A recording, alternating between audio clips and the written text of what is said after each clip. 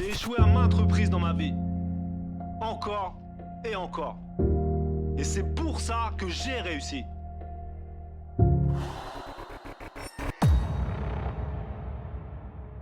J'élimine la fatigue, annihile la douleur, je repousse les limites. J'élimine la fatigue, annihile la douleur, je repousse les limites. J'élimine la fatigue, annihile la douleur, je repousse les limites. J'élimine la fatigue, annihile la douleur, je repousse les limites. J'ai vaincu le sablier, les secondes j'ai grappillé, la pesanteur m'a plus c'est fini. Ok, là je m'arrête. Tu vas me dire, normalement il se lève à 6h, et là il est 9h11. Regarde bien, on est dimanche, c'est le week-end, et aujourd'hui c'est quoi? C'est cheat meal. Donc je me suis dit, ce qui pourrait être sympa, c'est de calculer les calories que je mange quand je fais mes cheat meals. Là je vais vous prendre un exemple, c'est ce que je fais généralement. Donc on va où pour aller chercher du cheat meal le dimanche matin à la boulangerie? Alors ce que je prends moi généralement, c'est 2 pains au chocolat et 2 croissants. Ouais, ça fait pas mal, regardez, ça me fait 1698 calories, c'est énorme. Franchement pour un matin, généralement je tombe peut-être à 300-400 calories et là c'est énorme.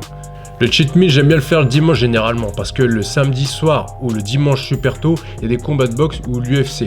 Donc comme ça, je me réveille, je mange mes croissants, mes pains au chocolat et je regarde des combats. Franchement, c'est un bon petit moment. Le dimanche, faut se faire plaisir. Donc là, en l'occurrence, il y avait Roy Jones contre Tyson. C'était un combat qui était quand même pas mal pour la rage. Et Tyson, franchement, il m'a surpris sur ce coup-là. Et d'ailleurs, je vais vous montrer à la fin de cette vidéo mon training box et je vous le commenterai pour que vous compreniez un petit peu ce que je suis en train de faire et comment je reprends la boxe avec David. Alors là, deuxième repas, le déjeuner. Donc là, je me fais plaisir, c'est mon plat préféré. C'est les pâtes grillées. Et ouais, franchement, c'est pas un truc de fou, mais moi j'adore ça. Donc là, c'était avec des merguez, donc 3 merguez. Donc ce qui me fait un total calorique de 793 calories. Ça va, franchement, c'est pas... Pour un cheat meal, c'est quand même assez cool, on va dire. Ensuite, en termes d'activité, je joue à la console. Franchement, le dimanche, j'aime bien jouer au moins 2-3 heures. Alors, je joue en ligne de temps en temps avec Newton ou avec mon frère aussi. Donc, franchement, j'aime bien jouer à ce jeu-là. Il est super pour ceux qui l'ont, qui connaissent. D'ailleurs, on pense à faire peut-être un Twitch, un de ces quatre. Donc, si vous voulez qu'on fasse un Twitch, dites-nous en commentaire si ça pourra vous plaire, si vous intéresserait ou vous en fichez tout simplement. Il n'y a pas de souci. Et ça nous permettra de nous connaître un petit peu plus et de discuter et sortir du contexte du fitness, ce qui peut être sympa aussi. Pour en revenir au cheat meal, je vais finir avec le même repas que j'ai eu ce midi, sauf que là je vais prendre une cuisse de poulet, donc ce qui me ramène à 700 calories. Alors là aussi, pour finir, je vais mettre un petit dessert, un millefeuille frais. De temps en temps je me fais plaisir, je suis pas trop sucré mais de temps en temps ça fait quand même du bien.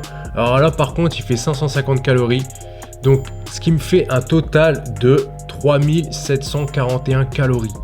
Alors là, ce que je vais faire, c'est que je vais vous mettre ma séance de boxe que j'ai fait jeudi dernier et je vais vous commenter ça, je vais vous expliquer un petit peu comment ça se passe. De toute façon, le mieux, c'est toujours en image.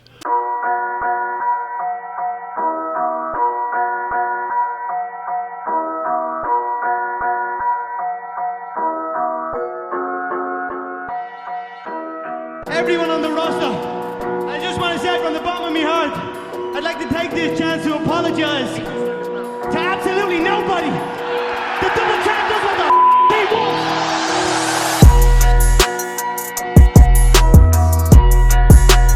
Donc ouais, je te disais, il faut que tu intègres le premier bloc, c'est le travail de distance. Donc je travaille ma distance. Je cherche pas à vouloir frapper, je cherche à créer de la réaction. La réaction, c'est voilà, je le fais bouger, je suis là, il s'est foiré sur un déplacement, j'ai vu qu'il est pas bon, là je rentre sur une phase offensive. Ça c'est le premier bloc. Je suis avec mon jab, je travaille simple, ça fait une jambe en bas ici. Boum, je le fais réagir, il monte la garde. Là, c'est un travail de réaction. Je peux rentrer sur une phase offensive. Ok ? Les dragons, je vous reprends ici comme convenu. Donc, alors, je vais vous expliquer qu'est-ce que je travaille avec David. Comme vous le voyez, je fais des droites-gauche. Du moins des gauche-droite pour vous, parce que c'est inversé, parce que je suis gaucher. Donc, on va dire gauche-droite. Alors là, tout simplement, ce que je travaille, en fait, c'est pour ne pas faire d'appel. Parce qu'on a tendance à faire des mouvements parasites que l'adversaire peut voir arriver. Donc si j'envoie mon direct du droit ou direct du gauche pour vous et que je fais un appel d'épaule, je fais un mouvement parasite, on va dire, lui il va le voir. Et s'il le voit, il va pouvoir anticiper. Donc là, j'essaie de cacher au maximum mes frappes. Donc là, tout simple, on reste sur le droite-gauche. C'est quelque chose de super simple, mais c'est très très difficile à avoir quelque chose de très très propre. De toute façon, on n'est jamais vraiment parfait, mais on essaie de s'y rapprocher au maximum. Donc là, là, j'étais un peu trop large. J'étais un peu, moi, c'est tout, fait un peu le con. Donc là, c'était un peu large. J'étais pas bien stable. Alors, ce qui est important, c'est garder sa distance de frappe, travailler son écart pour être bien stable et pas faire de mouvements parasites. Voilà ce que je travaille. Comme ça paraît très très simple, mais je vous assure que c'est pas si simple que ça. Même moi qui ai déjà boxé, leur travail, c'est pas toujours évident. Après, ça fait quand même 7 ans que j'ai pas boxé, donc je vous avouerai que c'est pas facile. Là, tu vas juste insister sur ce que je t'ai dit. On est ici, je me place, tes pas haut. Donc je me mets là, ok, je stabilise bien ma position et tu vas juste m'envoyer ce que je te disais, l'épaule du bras avant derrière. Donc je me mets là et je reviens. J'envoie, non n'avance pas, j'envoie juste et je lâche mon bras arrière après. Donc je suis là et je reviens. Et je reviens. Et je reviens. Juste ça. Voilà, juste ça comme il dit. Donc ça paraît super simple, mais c'est pas évident. En plus, on se voit pas, donc on n'a pas un œil extérieur sur notre mouvement. Là, je travaille vraiment sur cette épaule-là qui va aller derrière. Okay. Voilà, en fait, mon gros défaut, c'est que je suis un peu raide avec la muscu. Puis, déjà, naturellement, c'est pas toujours facile d'avoir un très bon mouvement. Mais avec la muscu, je suis devenu un petit peu... J'ai perdu un peu de mobilité, on va dire. Donc là, je travaille ma rotation d'épaule. Parce qu'avec David, on travaille surtout ça. Au lieu d'avancer, je vais tourner les épaules au maximum pour gagner de la distance. En étant stable, bien sûr. Donc là, je travaille... Ça commence à venir, mais c'est pas évident. Et j'ai beaucoup de mal à me relâcher. Voilà. Ah mais je te bloque. Oui. Et pour là, elle part bien, mais elle part et elle revient aussi vite. Voilà, super important. Il faut envoyer un coup, mais il faut aussi savoir se protéger. Parce que le mec en face, il va pas vous laisser faire. Vas-y. Désolé pour mon gros, c'est pas évident. Voilà, ça commence à venir. Ouais. Voilà. Et là, ta droite, elle est belle. Voilà. Ça commence à rendre quelque chose de pas mal. Hein. Ouais, joli. Oui. Oui. Voilà. Super. Oui. Voilà. Voilà, le round terminé. Donc on part sur un autre mouvement. On va rester sur du basique. Hein. On reprend les bases. Donc là, pour l'instant, droite-gauche. On remet toujours un petit peu les bases pour repartir pour un enchaînement un peu plus compliqué. Plus tu vas aller loin sur l'épaule, plus ton bras arrière va partir. Voilà, comme il dit David, plus mon épaule droite va sortir derrière, plus mon épaule gauche va aller en avant, donc mieux je serai placé, et plus j'aurai de force. Donc voilà, on travaille les basiques, hein, droite-gauche. Voilà, là on est parti dans un autre mouvement, donc je fais droite-gauche, je sors du cadre, et je fais un crochet en même temps. Voilà. Parce qu'en boxe, en pied-point, ce qui est important, c'est de savoir frapper, mais se protéger. Donc, comme on fait, on va dire, on sort de la zone où votre adversaire peut taper. Donc là, je fais droite-gauche, gauche-droite pour vous, et après je sors et en même temps je mets un crochet. Et c'est un mouvement qui passe souvent en compte. Donc là, je vais incorporer un low kick. Voilà, tout simplement.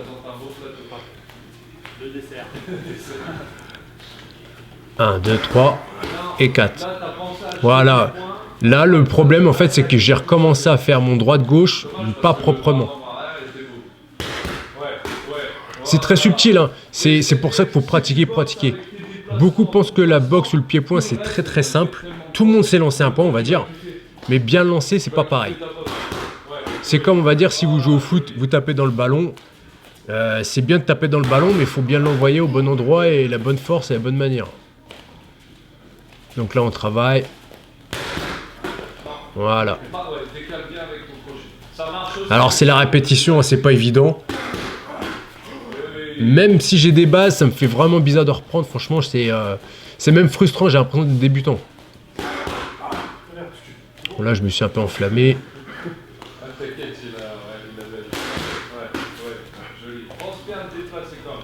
Voilà, on continue. Je vous mets pas tout le round parce que ça dure quand même un petit moment. Donc là, on va changer de technique. Voilà, une dernière pour la fin. Voilà. Donc, Ce qui est important, ce que j'aime bien aussi dans ces cours, c'est que quand vous commencez, donc simple, vous avez vu, on fait droite, droite-gauche, après droite-gauche, le kick gauche, avec du crochet, voilà. En fait, ça se goupille. Ce qui est important, c'est de décortiquer au début et après vous enchaînez les mouvements. Donc là, ce qui est important, c'est qu'en fait, vous désaxez. Là, je fais droite-gauche, crochet droit, le kick gauche, genou droit, et je me décale derrière lui.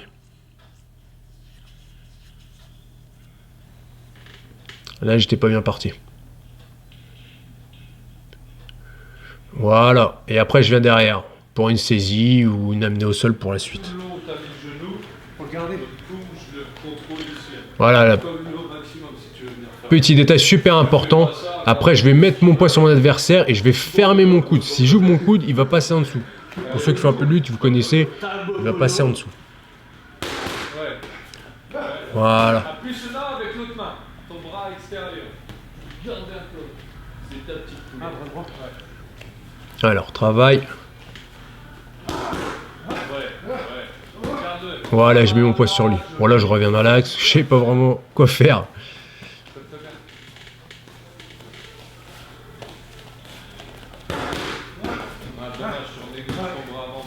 Voilà, je reprends mes mauvais réflexes un petit peu.